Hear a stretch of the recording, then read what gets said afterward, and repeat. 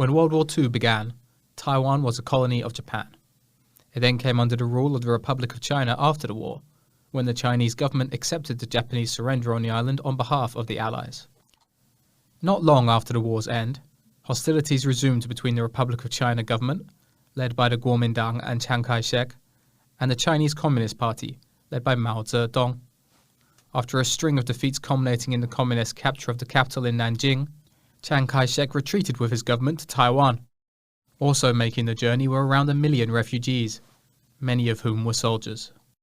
枪在我们的肩上，血在我们的胸膛。枪在我们的肩膀，血在我们的胸膛。A lifetime of service, and a witness to some of the 20th century's most tumultuous moments.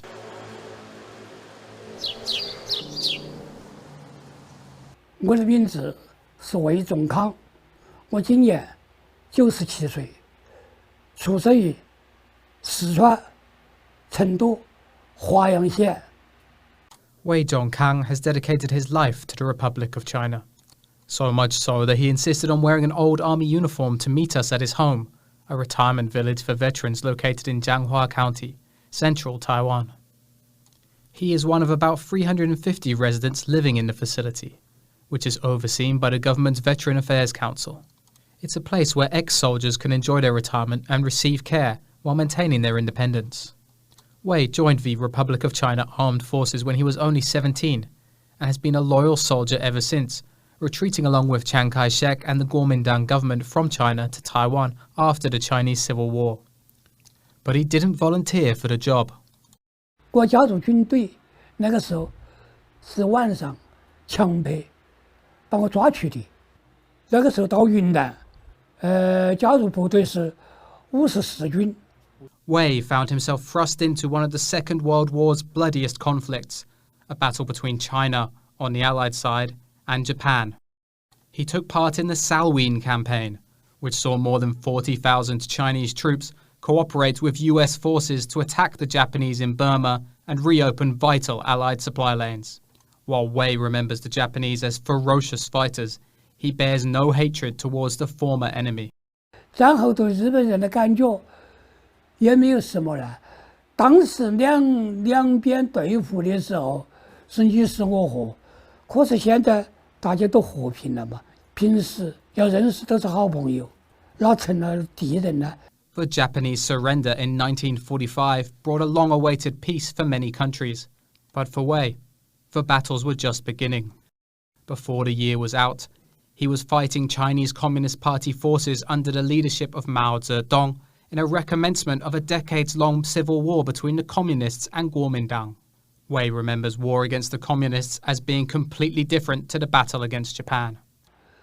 跟日本人打仗啊，那个是日本人是凶悍，他是训练过的兵，打仗不一样。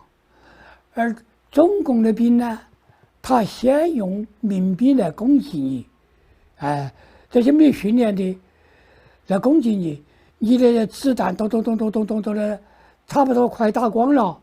He was captured by Mao's forces, and his experience during the Civil War left him with a lasting distrust of the Chinese communists.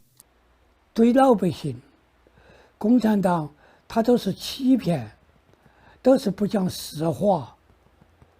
那个时候的共产党更比现在最坏的。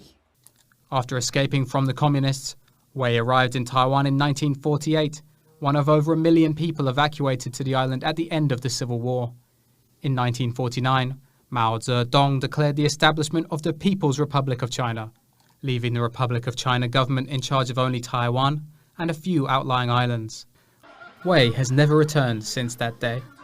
Now his family are the caregivers at a veterans home, and his friends here in Taiwan. 在我的家人呐，我现在都不记得了。我在台湾，我都没有给大陆写过半封信，我没有回过大陆。有啊，你有去过哪里？我只去田中啊。田中街上。田中街上，卡拉 OK。卡拉 OK 哦，卡拉 OK 跟谁唱？哦，有人唱啊。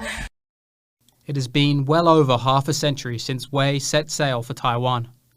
In that time, Taiwan has undergone tremendous changes, from one-party rule to vibrant democracy, and with it has come a flourishing of an independent Taiwan identity separate from China. But Wei hopes that future generations will hold on to their Chinese heritage. 台湾这个是本来是好地方，也不冷，也不热。我觉得是台湾人，也是台湾人，也是中国人。可是不是共产党人就行了。There are but a few members of Wei's generation remaining, and for many, the horrors of war have faded. But as tensions across the Taiwan Strait rise once more, Wei has a message to share. 我一生中都在和中共、和日本都在战争、都在枪林弹雨中混过。可是你们后面的人就要以和平，不要为战争，要以和为贵。